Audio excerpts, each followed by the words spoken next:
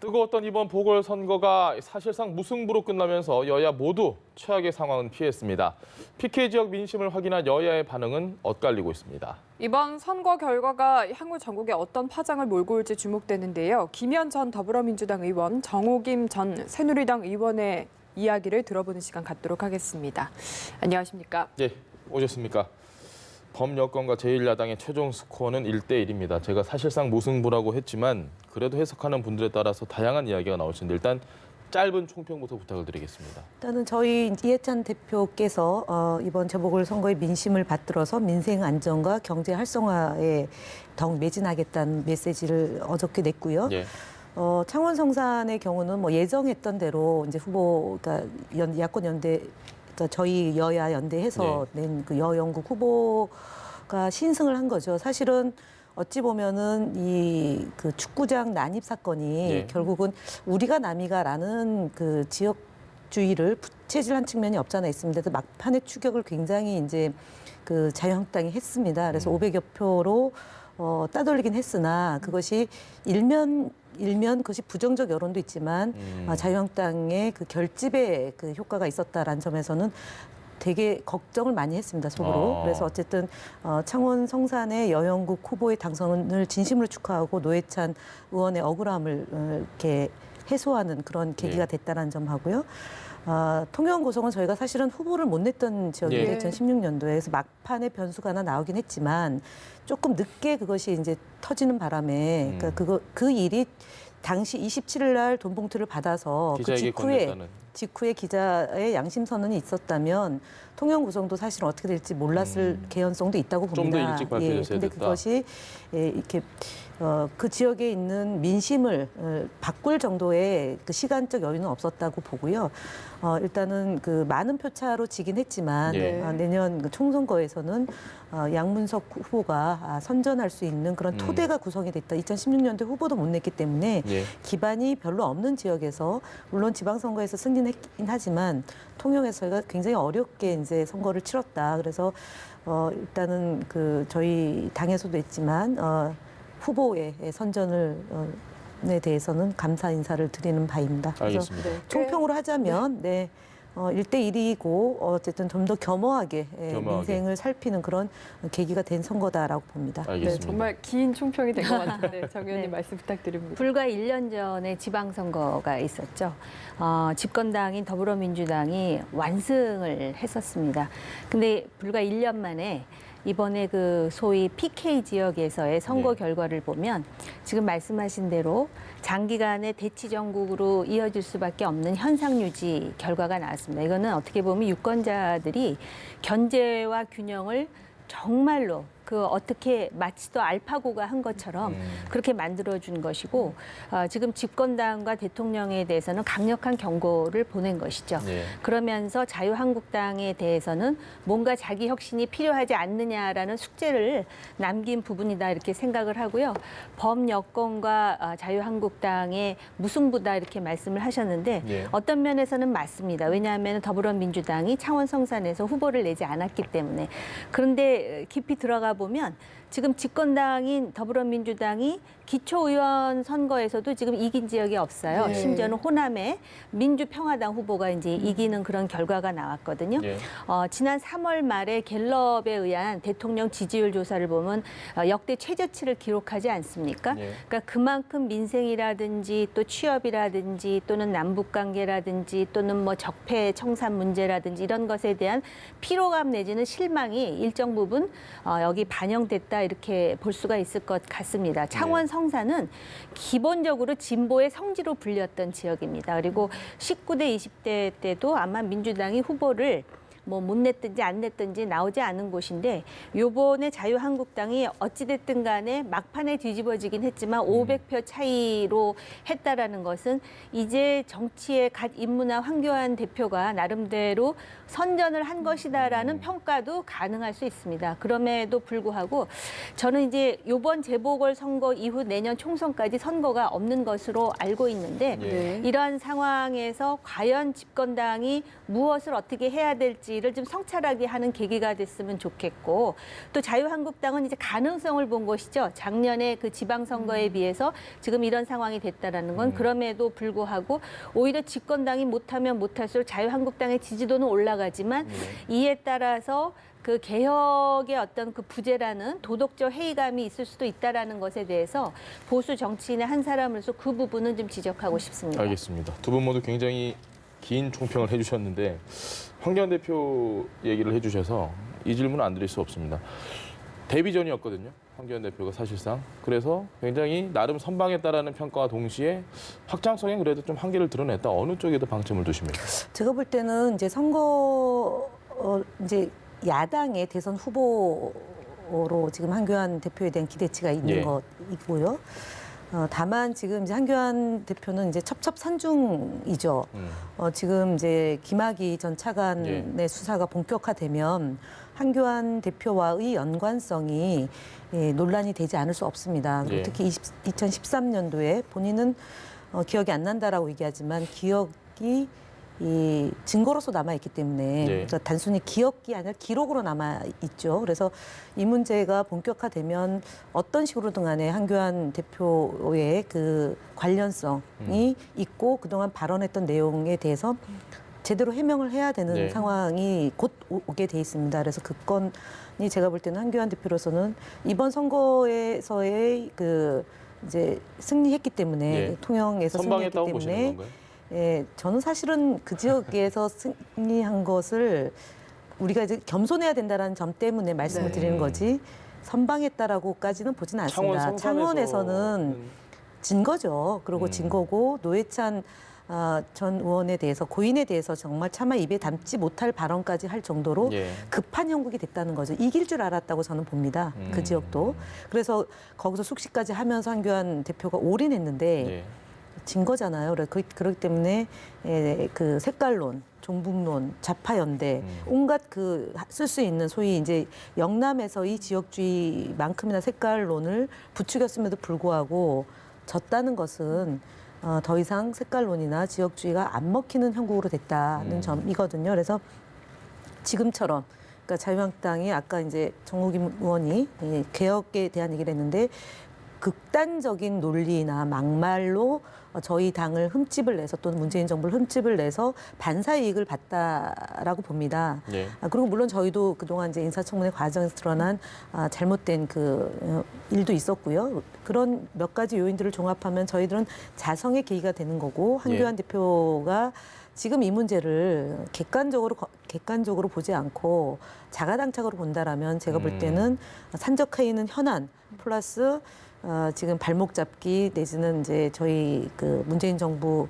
흠집 내기로 네. 이제 얻었던 이득이 언제까지 갈 것인지에 대해서는 제가 볼 때는 그렇게 낙관적인 전망하기에는 상황이 녹록하지는 않다는 점 알겠습니다. 말씀드립니다. 네, 정 의원님은 황교안 대표 평가를 해주신다면요? 아까도 말씀드렸듯이 무슨 초선 의원도 아니고 예. 갓 정치에 입문해서 지금 거대 야당의 대표로서 모범생다운 선거를 치른 것 같아요. 창원에 상주하면서 부부가 다 상주했었다고 네. 하더라고요. 그리고 지금 아까 이제 창원이 소위 진보의 성지였음에도 불구하고 그 고용의 문제라든지 또는 탈원전의 문제라든지 여러 가지 문제를 그 낳으면서 사실은 민심이 상당히 집권당으로부터 이반된 지역이죠. 예. 이런 지역에서 그 지금 황교안 대표가 처음으로 선거를 치르면서 이제 당내의 그 입지를 본다면 그 당내의 입지가 어찌됐든 간에 약해지지는 않는 그런 선거를 치렀다라는 차원에서 선전했다라고 볼 수가 있는 것이고요. 네. 확장성 문제를 말씀을 해주셨는데 본인이 이번 선거를 치르면서 그 집권당과 문재인 정권에 대한 심판과 더불어서 네. 자유한국당에 숙제를 내줬다. 그게 이제 싸워 이기는 정당, 뭐 대한정당, 민생정당 얘기를 하거든요. 좋습니다. 그 방향은 좋은데 이제 자유한국당의 어떤 그 뭐라 그럴까 그 탄핵 당으로부터 나온 일련의 어떤 그 과제가 있거든요. 네. 이 과제에 대해서 앞으로 황교안 대표가 어떤 노선을 가느냐에 따라서 자유한국당에 대한 국민의 신뢰라든지 지지에 많은 영향을 줄 것 같고요. 제가 아까 그 자유한국당의 개혁 문제에 대해서 걱정한 부분은 집권당이 이대로 간다면 예. 자유한국당이 싸우기만 하더라도 그 지지도가 올라갈 수 있는 가능성을 열고 있다라는 점에서 제가 이제 지적을 하는 것인데, 왜냐하면 이 경제라는 게 하루아침에 좋아질 수도 없는 것이고 예. 또 북한 핵 문제도 지금 뭐 그 북미 관계라든지 여러 가지 점을 볼 때 핵을 쉽게 포기할 것 같지도 않고, 또 그러면서 민생이라든지 고용이라든지 교육이라든지 또는 부동산이라든지 여러 가지 난제가 산적하고, 또 최근에 그 인사 시스템에서 나온 여러 가지 부조리라든지 또는 자가당착이라든지 이중성에 대해서 많은 실망들을 하고 있지 않습니까? 네. 그렇기 때문에 저는 이 황교안 대표가 그런 부분을 짚어가면서 바로 그 내부의 개혁 과제를 어떻게 해나가느냐. 그다음에 조금 전에 이제 김학의 차관 문제가 나왔잖아요. 이 네. 부분도 굳이 황교안 대표가 당시에 법무장관이었다라는 이유로 그 황교안 대표가 모든 책임이 있다라고 할 수 없는 여러 가지 정황을 우리는 알고 있지 않습니까? 네. 그래서 오히려 그 자유한국당이 이런 부분에 대해서는 좀 더 공세적으로 나가면서 그 야당다운 면모를 보이는 것이 맞다라고 생각을 합니다. 바른미래당 같은 경우 얘기를 안 해볼 수 없습니다. 역시 손학규 대표도 창원에서 정말 뭐 고군분투를 했는데 아쉽게도 4위, 득표율도 뭐 3.6%. 어떻게 해야 될까요? 오늘도 뭐 얘기 많이 나오던데요, 내부에서. 민중당보다도 이제 득표가 적었다라는 건데, 사실은 기반으로 놓고 보면 민중당도 기반이 좀 있는 지역이죠. 창원이라는 곳이. 예, 그러고 바른미래당은 사실은 별로 기반이 없는 곳인데, 가장 중요한 것은 선거 때 자죽질환 아니겠습니까? 예. 당 안에서 시끄러운 소리가 나면 별로 기대할 게 없는 정당이다라는 이미지죠. 특히 이현주 의원께서 손학규 대표를 향해서 뭐 옮기기 어려운 예. 말로 어쨌든 당 대표를 흔들고, 그다음에 이제 반성은 안 하고 또 흔들고 이러니까 사실 바른미래당에 대한 기대를 접게 되는 거죠. 그러니까 양강 구도지 않습니까? 예. 여기는 이제 연대한 후보이고 여기는 이제 자유한국당의 후보고.